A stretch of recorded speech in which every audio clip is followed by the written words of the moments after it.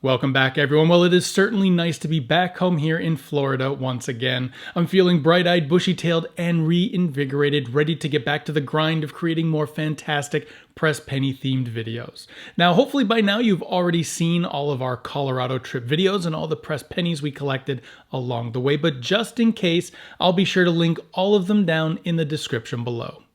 Now in this week's video, I just wanted to do a little trip wrap-up and review. I'll go over where we stayed, what we did, the penny machines I found, which ones were broken, and a few disappointments we encountered along the way, some behind-the-scenes footage, and maybe even a few bloopers. So, let's get things rolling.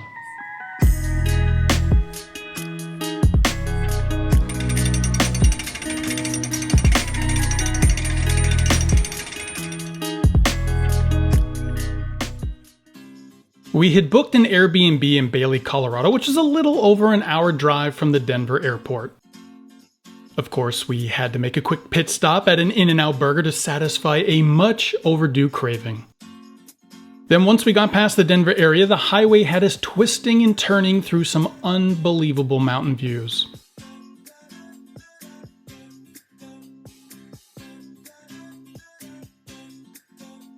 Eventually, we turned off the main highway and into the woods towards our final destination.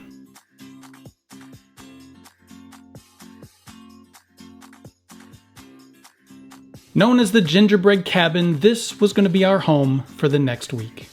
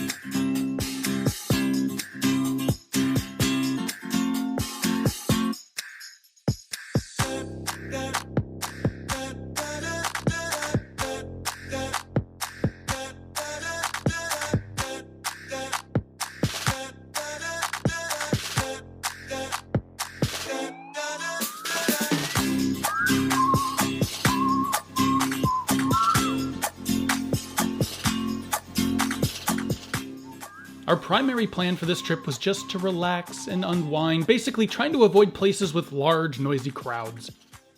We had games to play with the kids and some nature hikes planned, but if you've been following my travels, you know that I always try to sprinkle in some press pennies to collect. Before this trip, I had done some research and found quite a few penny machines around the Denver area, so I had plenty to choose from while we ventured out. If you're interested in how I prep for a press penny collecting trip, you can check out this video in the top right corner that'll go over my entire process. Each day I started by making a hot caffeinated beverage and just loved sitting outside, enjoying the gentle sounds of nature, and the cool mountain air was a nice change as well. Then on certain days we would venture out to places like the Denver Zoo and the aquarium. They were kind of busy, which kind of went against our plans for this vacation, but thankfully nowhere near as busy as the theme parks we're used to down here in Central Florida. Considering the total number of penny machines I visited during this trip, my success rate was actually pretty good, but there were a few machines I came across that I was just unable to collect. Hammond's Candy was one we found with a big out-of-order sign on it, but that didn't stop us from enjoying the rest of the candy tour and of course that giant candy store. At the Buffalo Bill Museum, I was only able to get 3 of the 4 medallions in that machine. The one with Buffalo Bill's image on it was out of stock and appeared to have not been available for quite some time. Lastly, the penny machine at the Red Rocks Amphitheater Visitor Center also wasn't working, which stung a little bit more after having to walk up all those stairs just to try and get to it. I was eventually able to get the pennies from both Hammond's and Red Rocks Park, and if you're curious to know what I do whenever I come across a broken or out of order machine, I'll be sure to leave a link up in the top corner to a video describing my entire process. But basically, once I got back home, I sent a letter to both locations that included enough coins to cover the cost to press the pennies, as well as a self-addressed stamped envelope so that they could easily return the coins back to me. Now, I also tried to do this at the Buffalo Bill Museum, but I did receive actually all my money back, along with a letter that just explained that coin was still unavailable and they just weren't sure when it was going to be back in stock, and they didn't want to hold on to my money until that happened. So who knows, maybe I'll try reaching out to them again in the future. Overall, I think this was a really successful trip. However, I did have a couple disappointments. First was at the Coors Brewery. Tours needed to be booked weeks in advance, but I really just wanted to go into the gift shop for the pennies. Their website said walk-ins for the gift shop were accepted, but once I parked and got to the shuttle area, their security told me an appointment was needed also for the gift shop, and I just wasn't able to get one last minute, so I had to leave without those pennies.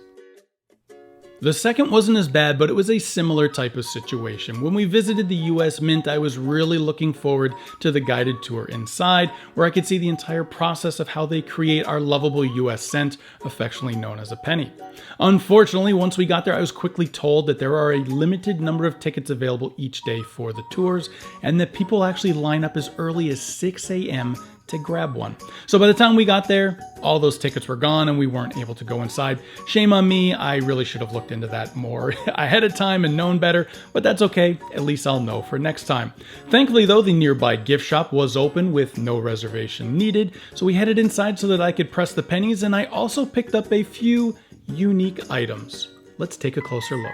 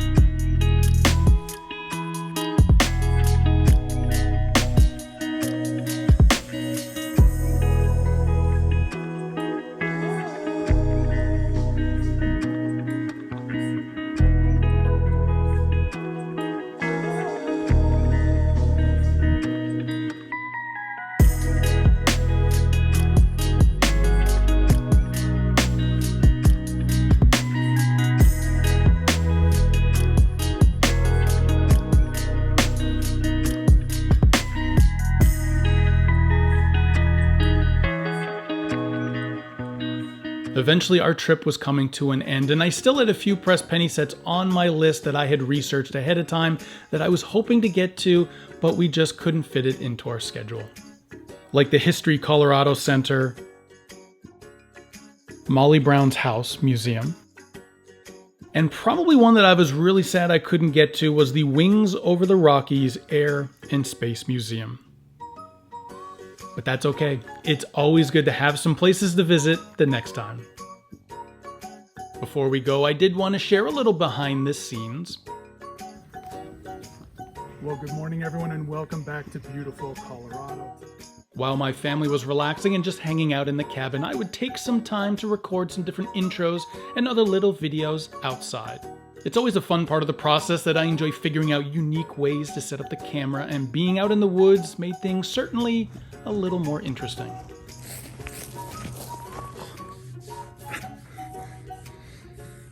Well, so far I haven't mentioned anything about the elevation change during our trip, but thankfully no one in my family encountered any sort of altitude sickness, which we are certainly grateful for. But I will admit, there were a few times when I was out and about around the cabin filming some of the little intro clips that I found myself a little short of breath.